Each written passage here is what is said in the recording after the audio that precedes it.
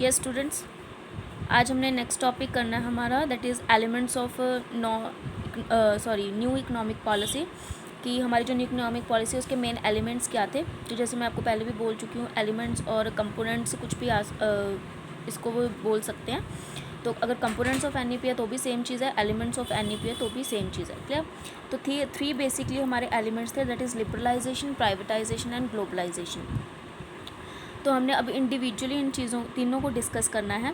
तो first one जो आपके पास आता है दैट इज़ लिबरलाइजेशन। ठीक है, देखो नाम से ही क्लियर है, किसी चीज़ को लिबरलाइज कर देना मतलब ईजी कर देना, लिबरल मतलब ईज कर देना किसी चीज़ में। ठीक है, तो इसमें क्या था कि अब जितनी भी प्रोड्यूसिंग यूनिट्स थी, ठीक है, उनको क्या एक कंप्लीट फ्रीडम दे दी गई थी कि वो अपनी मर्ज़ी से क्या मर्ज़ी कह रही हूँ, विदाउट जो लाइसेंसिंग है, ठीक है, अब कोई भी जो बिज़नेस है वो क्या है स्टार्ट कर सकते हैं। इसमें से जो कुछ बिज़नेस है वो मैं अभी आपको बताऊंगी आगे कि कौन से ऐसे बिज़नेस है जिनके लिए रिक्वायरमेंट थी लाइसेंस की और अभी भी है, बट नंबर ऑफ़ जो इंडस्ट्रीज़ थी उनसे क्या है जो लाइसेंस का जो वर्क है वो क्या है कम कर दिया गया था।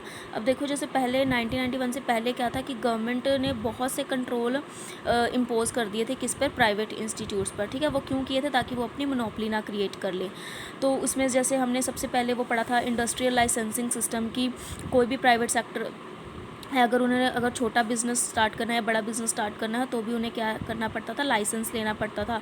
प्राइस कंट्रोल मतलब वो गवर्नमेंट की परमिशन के बिना प्राइस को अपने को चेंज नहीं कर सकते थे, गुड्स के प्राइस को।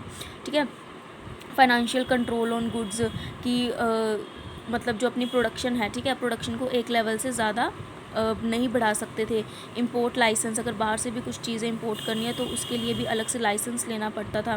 Restrictions on investment by big business house, जो भी हमारे इंटरनेशनल ट्रेड था मतलब उन पर भी रेस्ट्रिक्शंस थी कि वो हमारे बिज़नेस पे या क्या कर सकते हैं, इन्वेस्टमेंट नहीं कर सकते, या हम क्या है बाहर की किसी भी इंडस्ट्री में इन्वेस्टमेंट नहीं कर सकते। तो ये बेसिकली 1991 से पहले आपकी चीज़ चली थी। ठीक है, इससे अब क्या एक्सपीरियंस किया गवर्नमेंट ने, मतलब बहुत सी सेवरल शॉर्ट कमिंग्स आई। ठीक है ना, बहुत नुकसान भी हुआ इन चीज़ों का। क्यों? क्योंकि देखो इससे क्या था, सबसे पहले कि पब्लिक सेक्टर कम्प्लीटली आ रहा था, ठीक है, प्राइवेट सेक्टर का फोकस बिल्कुल नहीं हो पा रहा था, जिससे क्या है जो करप्शंस हैं, डिले वर्क में रहता था और इनएफिशिएंसी रहती थी, क्योंकि जो एडमिनिस्ट्रेटर वर्कर होते थे पब्लिक सेक्टर के वो क्या है कम्प्लीटली प्रॉपर ढंग से वर्क अपना नहीं करते थे, जिससे ऑब्वियसली है जो ग्रोथ रेट थी आपकी जीडीपी की, ठीक है, जीडीपी क्या होगी, फॉलन होगी। ठीक है, क्योंकि देखो जो जीडीपी का आपका डायरेक्ट इम्पैक्ट किसके साथ होता है, मैंने आपको बोला था इकोनॉमिक और जो आपका सोशल ग्रोथ है, मेनली इसमें चीज़ आती है इकोनॉमिक ग्रोथ। तो पब्लिक सेक्टर का मेन फोकस तो सोशल ग्रोथ पे होता था, इकोनॉमिक ग्रोथ तो किसने करनी थी, प्राइवेट सेक्टर ने। ठीक है, क्योंकि रिलेट करती है वो मनी टर्म से, पैसों के साथ, प्रॉफिट मैक्सिमाइजेशन के साथ। तो प्राइवेट सेक्टर ही कम थे तो प्रॉफिट मैक्सिमाइजेशन ऑब्वियसली कम था, जिससे जीडीपी भी क्या थी आपकी डाउन थी। और इससे क्या है जो कॉस्ट है वो काफ़ी ज़्यादा जनरेट हो रही थी, क्योंकि जो पब्लिक सेक्टर था ऑब्वियस अगर लॉसेस भी होते थे तो भी उनको अपना बिजनेस जो है रन करना पड़ता था, जिससे जो उनकी कॉस्ट है, ठीक है, वो क्या थी, बहुत ज़्यादा थी, rather than low cost competitive system. मतलब कॉस्ट हमें ज़्यादा पड़ रही थी, जहाँ की अगर हम प्राइवेट सेक्टर को इन्वॉल्व करते तो हमें क्या होता, कॉम्पिटिटिव जो कॉस्ट थी वो क्या पड़ती, लो पड़ती। जैसे हम कॉस्ट कंपैरेटिव एडवांटेज हमने किया था कि कम्प्लीटली अगर हम वो चीज़ें देखते, क्योंकि देखो कई चीज़ें हैं हम अपनी डोमेस्टिकली प्रोड्यूस नहीं कर सकते क्योंकि हमें कॉस्ट ज़्यादा पड़ती है। तो अब हम उन चीज़ों को क्या करते हैं, बाहर से इंपोर्ट करते हैं, लाइक जैसे क्रूड ऑयल है या पेट्रोलियम की आप एग्जाम्पल लो, तो वो चीज़ें हम बाहर से इम्पोर्ट करते हैं। तो उस टाइम पे क्या था, सब चीज़ें हमें इंडिया में ही प्रोड्यूस करनी पड़ती थी, जिससे आपको कोई भी कॉस्ट जो कॉम्पिटिटिव एडवांटेज है वो कुछ नहीं मिल पा रहा था। ठीक है, तो मतलब आपकी जो कॉस्ट है वो लो होनी चाहिए थी, बट एक्चुअल में क्या होगी थी, वो कॉस्ट आपकी हाई होगी थी। तो इसमें देखो इकोनॉमिक रिफॉर्म्स आते हैं अंडर लिबरलाइजेशन की, कौन कौन से हमारे इकोनॉमिक रिफॉर्म्स है, जैसे इंडस्ट्रियल सेक्टर रिफॉर्म्स है, फाइनेंशियल सेक्टर रिफॉर्म्स है। तो इनको उन्होंने अलग अलग डिवाइड किया हुआ है। ये सब पॉइंट्स किस में आएंगे, लिबरलाइजेशन में ही आएंगे। तो सबसे जो मेन वन है वो है इंडस्ट्रियल सेक्टर रिफॉर्म्स की, मतलब रिलेटेड टू द इंडस्ट्री। ठीक है, एनईपी में क्या क्या चेंजेस हम लेके आए जब जो लिबरलाइजेशन किया गया। तो फर्स्ट पॉइंट देखो वही चीज़ आ गई, अबॉलिशन ऑफ इंडस्ट्रियल लाइसेंसिंग की। जैसे 1991 में क्या था, हमने इंडस्ट्रियल लाइसेंसिंग सिस्टम ऑप्ट किया था कि प्राइवेट जितने भी प्राइवेट सेक्टर्स हैं वो क्या करेंगे, प्रॉपर लाइसेंस लेंगे किसी भी इंडस्ट्री को सेटअप करने के लिए। बट इन जुलाई 1991 ने क्या किया, न्यू जो इंडस्ट्रियल पॉलिसी है उसको अनाउंस किया गया।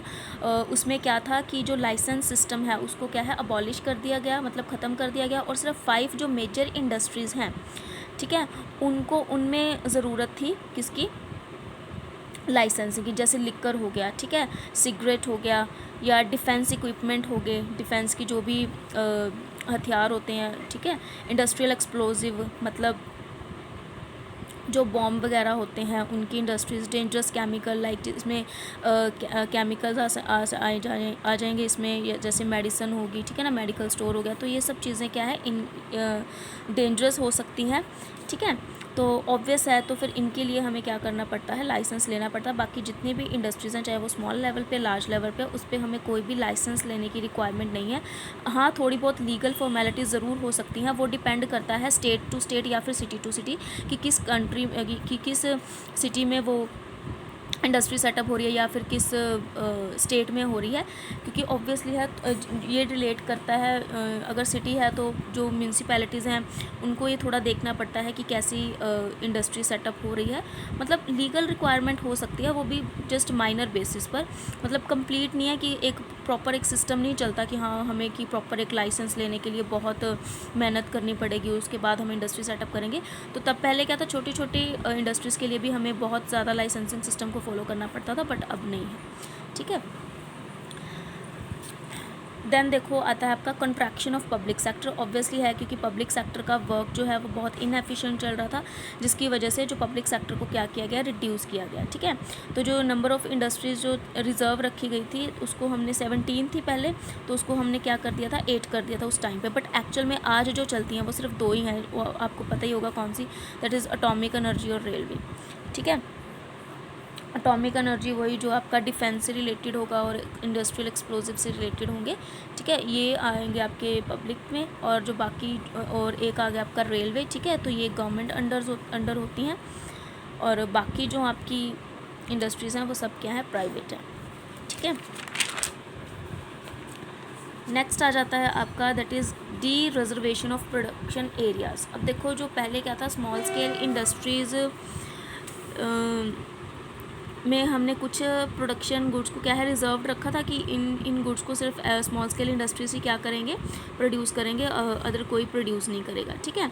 तो उसमें भी हमने ये डिसाइड किया था कि इसका कितना प्रोडक्शन लेवल होना चाहिए, मतलब कितनी प्रोडक्शन हम कर सकते हैं।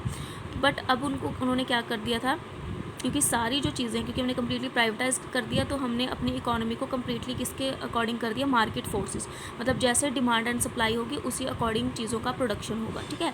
तो उस बेसिस पर स्मॉल स्केल इंडस्ट्रीज़ को क्या कर दिया गया, डी रिजर्व कर दिया गया, मतलब अब उन पर कोई इम्प्लीमेंटेशन नहीं थी कि सपोज़ आपने मैच बॉक्स ही प्रोड्यूस करने हैं या फिर पिकल्स वगैरह ही की प्रोडक्शन करनी है।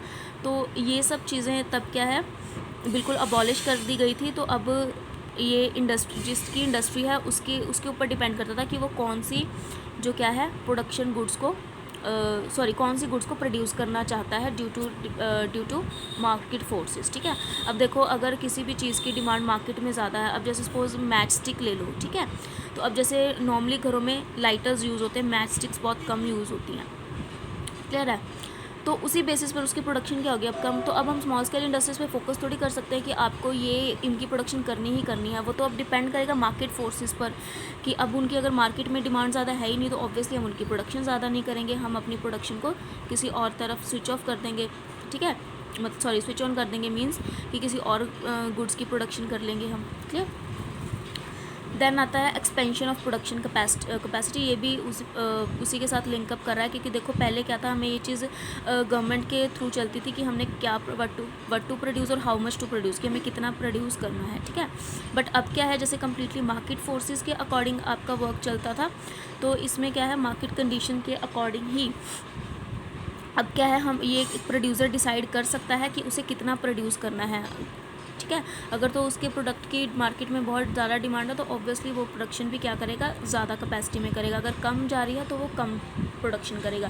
मतलब इसमें कोई भी अब गवर्नमेंट का रूल नहीं था कि आपको इतना ही प्रोड्यूस करना है और इससे आगे प्रोड्यूस नहीं कर सकते, क्योंकि पहले क्या था कि अगर आप इतना प्रोड्यूस करोगे, अगर आपको और ज़्यादा प्रोड्यूस करना है, इट मीन्स वो क्या आ जाता था आपका एक्सपेंशन।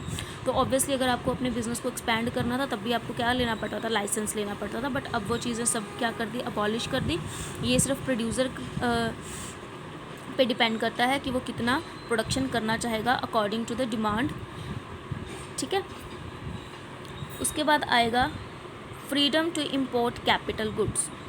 अब वही चीज़ है कि देखो कैपिटल गुड्स तो नो डाउट हम पहले भी इंपोर्ट कर रहे थे, बट वो इंपोर्ट कैसे कर रहे थे, on the basis of quota, मतलब कि किसी उसमें क्या था कि हम जो इंपोर्ट करते थे उसका एक कोटा डिसाइड हो गया था कि मतलब इससे ज़्यादा हम इंपोर्ट नहीं कर सकते गुड्स को, ठीक है। बट अब उस पर कम्प्लीटली फ्रीडम दे दी गई थी। अब जितने भी इंडस्ट्रीज़ है इंडिया में या फॉरेन कंट्रीज़ में उनको क्या है, कम्प्लीटली फ्रीडम दे दी गई कि अकॉर्डिंग टू देयर नीड वो जितना भी कैपिटल गुड्स इंपोर्ट करना चाहते हैं वो कर सकते थे, ताकि इससे क्या है, मतलब जो आपकी जो टेक्नोलॉजी है वो अपग्रेड हो सके, ठीक है। मतलब जितनी भी मशीनरीज़ हैं जो अपग्रेड टेक्नोलॉजी की हैं, तो अपनी प्रोडक्शन को इन्हांस करने के लिए वो क्या है इंपोर्ट कर सकते थे कैपिटल गुड, ठीक है। और इसमें किसी भी परमिशन की रिक्वायरमेंट नहीं थी गवर्नमेंट की तरफ से। क्लियर। तो ये बच्चे आपके इकोनॉमिक रिफॉर्म्स थे, मतलब ये आपके थे इंडस्ट्रियल रिफॉर्म्स, ठीक है, जो रिलेट करते हैं इंडस्ट्रीज़ के साथ। तो इंडस्ट्रियल सेक्टर रिफॉर्म्स। तो इसके बाद हमने करना है फाइनेंस, ठीक है, तो वो हम नेक्स्ट टॉपिक में करेंगे। क्लियर। ओके, थैंक यू बच्चे।